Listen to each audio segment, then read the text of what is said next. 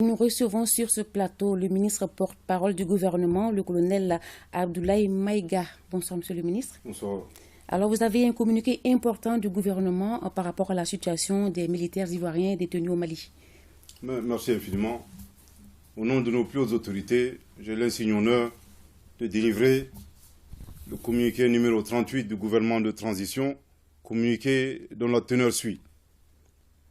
Le gouvernement de la transition a suivi avec une très grande préoccupation et une profonde stupéfaction le communiqué du Conseil national de sécurité de la Côte d'Ivoire tenu le mercredi 14 septembre 2022 au sujet des 49 soldats ivoiriens arrêtés à l'aéroport international président Modibo Keïta Bamako Sénou le 10 juillet 2022 et contre lesquels la justice malienne a ouvert une procédure d'information judiciaire pour des faits graves touchant entre autres à la sécurité nationale et à la sûreté extérieure de l'État.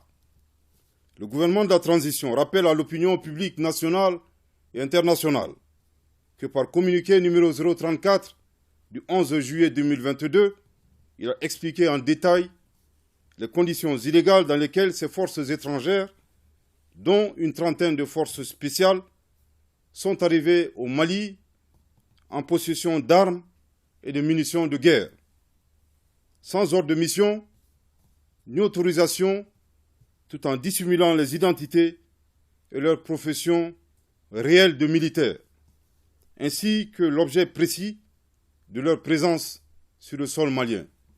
En outre, contrairement à la déclaration des autorités ivoiriennes, la MINUSMA, officiellement saisie du statut de ces militaires par le ministère des Affaires étrangères et de la coopération internationale, avait clairement indiqué dans sa note verbale référencée MINUSMA bar PROT bar NV bar 226 bar 2022 du 27 juillet 2022 que ces soldats ne faisaient pas partie des éléments nationaux de soutien. Par conséquent, aucune base légale ne saurait à présent justifier ni leur présence, encore moins leur mission au Mali.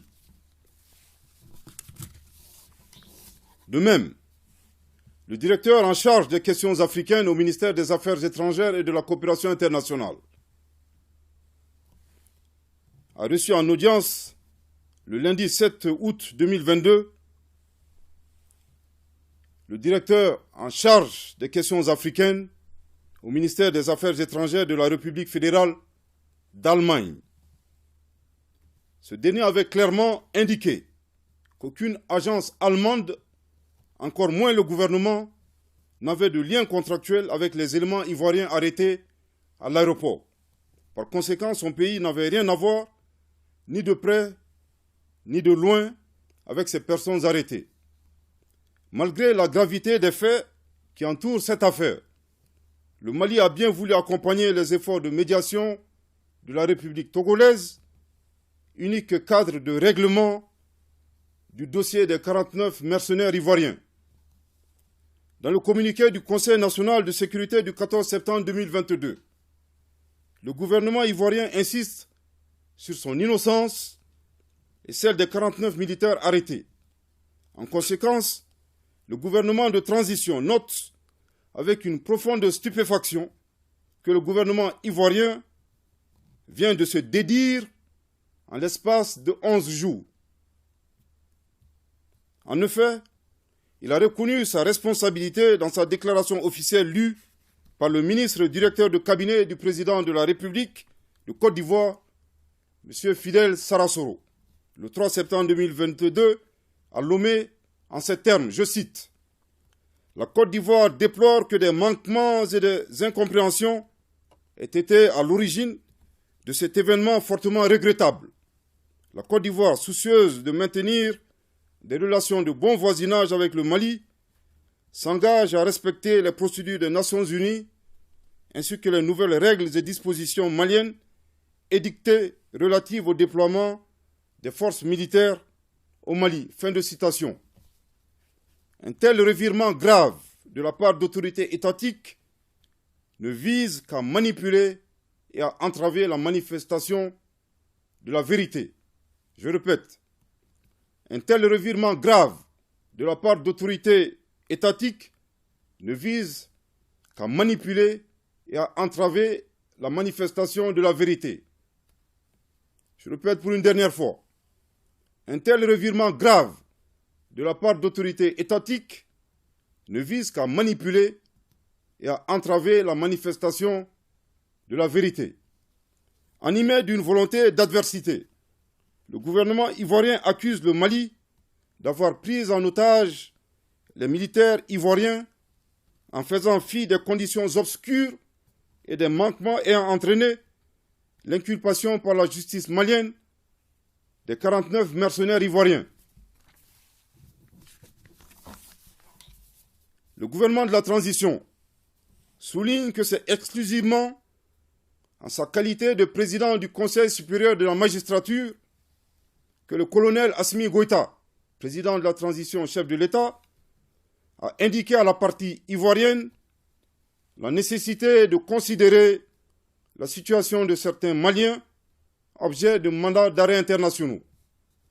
C'est cette attitude responsable du président de la transition qui a été malheureusement perçue par les autorités ivoiriennes comme une prise d'otage.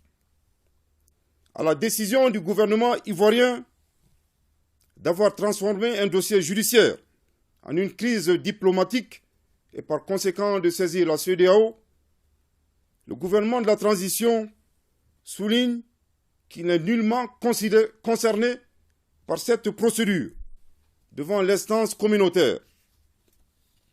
Aussi, il indique à la CEDEAO que l'affaire des 49 mercenaires ivoiriens est purement judiciaire et bilatérale.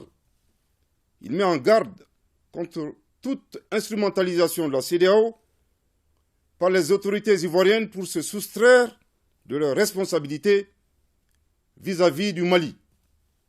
Le gouvernement de la transition, tout en réitérant son attachement à la paix, à la sécurité et aux relations séculaires de bon voisinage, précise que pour le respect de sa souveraineté, sa sécurité nationale et aux intérêts vitaux de son peuple, il ne cédera à aucun chantage ou intimidation. Que Dieu bénisse le Mali et préserve les Maliens. Fait à Bamako le 15 septembre 2022. Merci de votre très aimable attention. Merci, Monsieur le ministre.